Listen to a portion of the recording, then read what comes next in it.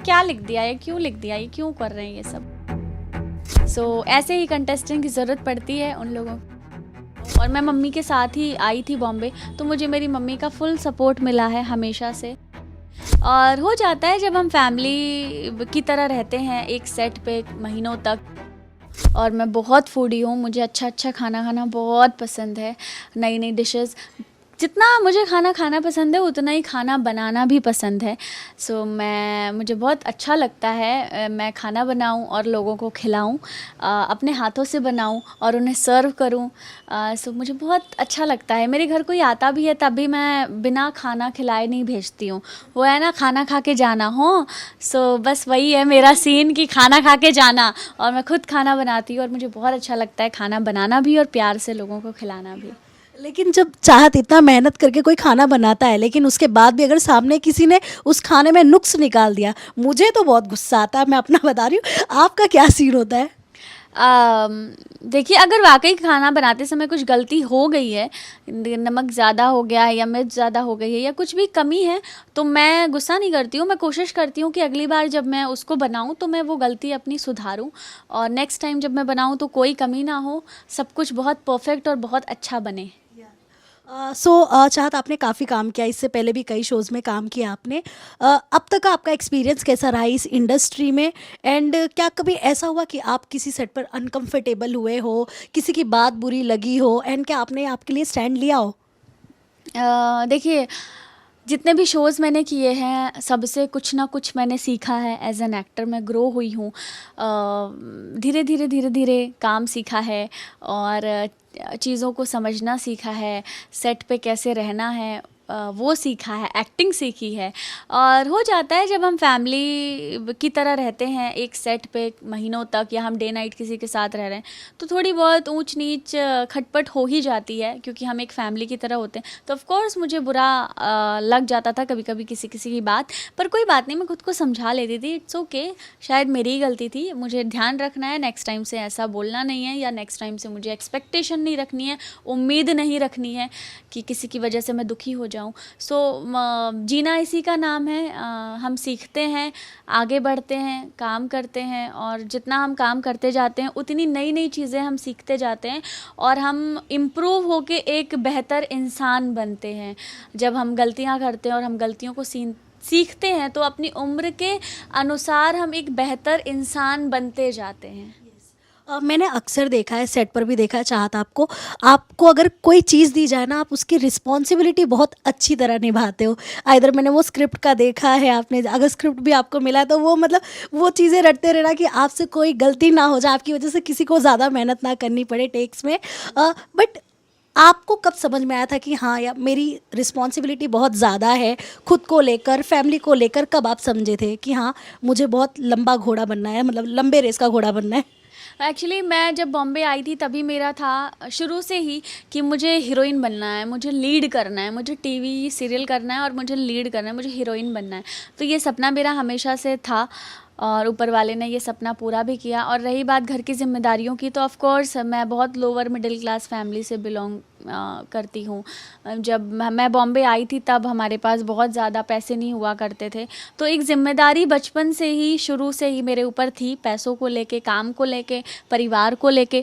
और मैंने कोशिश की है कि मैं उस ज़िम्मेदारी को जितना बखूबी अपनी तरफ से निभा सकती हूँ मैं निभाऊँ, और मैं मेरी मम्मी का ध्यान रखूँ, मैं मेरी फैमिली का ध्यान रखूँ फाइनेंशियली भी, और बॉम्बे में भी मैं सब कुछ मैनेज करूँ अकेले, क्योंकि कोई गॉडफादर तो था नहीं मेरा। यहाँ पे मैंने जो किया है अकेले किया है, और ऊपर वाले ने बहुत साथ दिया मेरा। ज़िम्मेदारी शुरू से ही थी, और मैं उन ज़िम्मेदारियों को पूरा कर पाई, ये बहुत बड़ी बात है।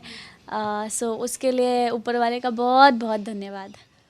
हम एक्चुअली यूपी से भी हम बिलोंग करते हैं, तो कई हमारे यहाँ होता है ना ऐसे कि हाँ, लड़की को हीरोइन बनना है तो ये बहुत बड़ी बात हो जाती है। इसमें हमारे पेरेंट्स की बहुत ज़्यादा हमें नीड होती है कि हाँ, उनका हमें सहारा मिले।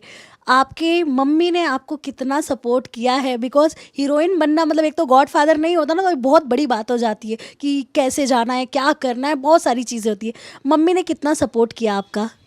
मम्मी ने बहुत सपोर्ट किया। इनफैक्ट मम्मी ही वो कहती थी कि तुम्हें ना टीवी पे काम करना चाहिए, और तुम्हारे अंदर वो क्वालिटी है कि तुम टीवी पे काम कर सकती हो और तुम बॉम्बे जाओ। और मैं मम्मी के साथ ही आई थी बॉम्बे, तो मुझे मेरी मम्मी का फुल सपोर्ट मिला है हमेशा से। और ये मुझसे ज़्यादा ये उनका सपना था कि मैं टीवी पे आऊँ, मैं बड़े पर्दे पर आऊँ और मेरी मम्मी घर पे बैठी हूँ, सब्ज़ी काट रही हूँ या घर का कुछ काम कर रही हूँ और टीवी पे मेरा सीरियल चल रहा हो। ये मेरी मम्मी हमेशा मुझे बोलती थी कि जैसे हम बाकी लोगों को टीवी पे देखते हैं ऐसे हम तुम्हें भी देखना चाहते हैं।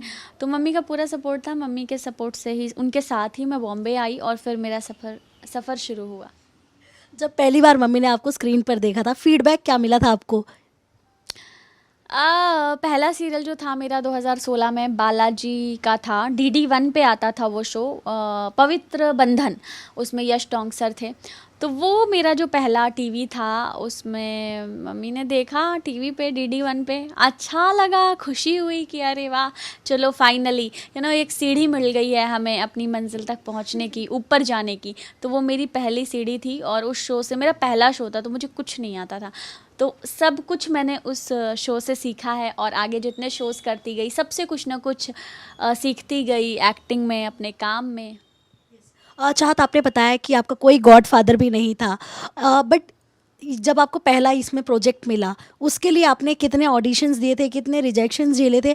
एंड कई बार होता है ना, जब आपको कुछ नॉलेज नहीं होता है फील्ड का, आने के बाद ना कई लोग कास्टिंग काउच के भी शिकार हो जाते हैं। उन्हें मतलब इनडायरेक्टली कॉल्स आते हैं कि हाँ आप आ जाओ, मीटिंग करना है आपको, कोई ऑडिशन भी नहीं देना है। तो क्या आपने कभी ये सब सारी चीज़ें फेस की थी? नहीं, मैंने ये सब कभी फेस नहीं किया। मैं जो जेन्युइन प्रोडक्शन हाउस होते थे मैं वहीं जाती थी ऑडिशन के लिए, और जो कास्टिंग वाले होते थे कॉल करते थे ऑडिशन के लिए, मैं जाती थी, ऑडिशन देती थी। नो डाउट बहुत सारी जगह मैं सिलेक्ट नहीं हुई क्योंकि हम हर किरदार में हम फिट नहीं हो सकते हैं। जहाँ मैं फिट हूँ वहाँ शायद कोई और फिट नहीं है। तो जब हम एक किरदार में फ़िट होते हैं तभी हमारा सिलेक्शन होता है। तो बहुत सारे किरदार ऐसे थे जहाँ जिस जगह मैं नहीं, कोई और मुझसे भी ज़्यादा परफेक्टली उस कैरेक्टर में फ़िट था लुक वाइज, तो वो सिलेक्ट हुए। जहाँ मैं फ़िट थी वहाँ मैं सिलेक्ट हुई। सो ये सब किस्मत की बात है और इसलिए मैं कहती हूँ कभी हार नहीं मानना चाहिए, क्योंकि कोई ना कोई किरदार तो ऐसा ज़रूर होगा जिससे आपकी ज़रूरत होगी, जिसको आपकी ज़रूरत होगी। सो बस लगे रहें, कोशिश करते रहें, कभी हार ना माने। सो चाहत, जब आप एक सेलिब्रिटी बन जाते हो तो आप कह सकते हैं ना, कंट्रोवर्सी साथ साथ ही चलती है। आपका क्या पॉइंट ऑफ व्यू है इस पे? क्योंकि एक बार अगर कोई एक्टर है ना, वो पब्लिक फिगर होता है तो उसे कई सारी चीज़ें देखनी पड़ती है, सोशल मीडिया पे चीज़ें देख के डालनी पड़ती है। तो क्या कहना चाहेंगी इस पर? मैं यही कहना चाहती हूँ कि देखिए गलतियाँ तो सबसे होती हैं, लेकिन अगर पब्लिक फिगर कोई गलती कर देता है, जो जो लोग मीडिया में आते हैं या लोग जो टीवी पे आते हैं, जो इंडस्ट्री में हैं, तो अगर हमसे कोई गलती हो जाती है तो हमारी गलती सबको दिख जाती है, क्योंकि हमारा काम भी सबको दिख जाता है, तो हमारी गलतियां भी दिख जाती, और फिर हमारी प्यारी मीडिया उस गलती के ऊपर मिर्च मसाला डाल के अलग बात को अलग तरीके से दिखा के और बहुत मसालेदार बना के उसको पेश किया जाता है पब्लिक के बीच में। तो बात होती कुछ और है और बात दिखती कुछ और है। तो ये मैं कहना चाहती हूँ कि होता थोड़ा है और उसको राई का पहाड़ बना दिया जाता है। सो ये चीज़ें हमें कुछ मिलती हैं, पर हर चीज़ के प्रॉफिट भी हैं, लॉस भी है। मुझे लोग देखना चाहते हैं, पसंद करते हैं, प्यार करते हैं, तो मेरे बारे में जानना भी चाहते हैं। अब अगर छोटी सी बात भी कोई हो गई तो वो भी उनको जानना है कि ये क्या हुआ, कैसे हुआ, क्यों हुआ। सो कोई बात नहीं, अच्छी बात है, लोग इतना मेरे बारे में जानना चाह रहे हैं। I am happy. चाहत, आपकी ज़िंदगी का कोई ऐसा हेडलाइन जो मीडिया ने लिखा हो, जो आप पहली बार जब पढ़े थे तो आप हंसे भी बहुत थे, लेकिन थोड़ा गुस्सा भी आया था अंदर से? ऐसा कोई हेडलाइन, ऐसा मुझे ऐसा लगता है कि हो जाता है कभी कभी, पर ठीक है, मैं पढ़ लेते हैं, इग्नोर करते हैं, क्योंकि सच क्या है वो तो हमें ही पता है। लोग चाहे कुछ भी दिखाते रहें, कुछ भी कहते रहें, सच्चाई हमें पता होती है। सो ऐसे कभी गुस्सा नहीं आया, कभी कुछ अजीब सी चीज़ पढ़ ली तो हंसी ज़रूर आई, पर सोचा चलो ठीक है यार, अच्छा लिखा है, बढ़िया लिखा है। बट क्या था वो हेडलाइन, अगर आप हमें भी याद दिलाना चाहें? नहीं, ऐसे देखिए चीज़ें होती रहती हैं, अभी मैं कोई पर्टिकुलर एक नहीं बता सकती, क्योंकि कभी कभी कुछ ऐसी चीज़ें आ जाती हैं तो उस पर कुछ नहीं, बस हंसी आती है पढ़ के कि ये क्या लिख दिया है, क्यों लिख दिया, ये क्यों कर रहे हैं ये सब। ठीक है।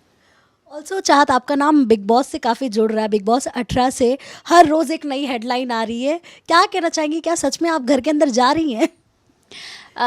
ऐसा नहीं है, जब भी ऐसा होगा तब आप लोगों को ज़रूर मैं बताऊंगी, आप लोगों को पता चलेगा, पर फ़िलहाल ऐसा कुछ नहीं है।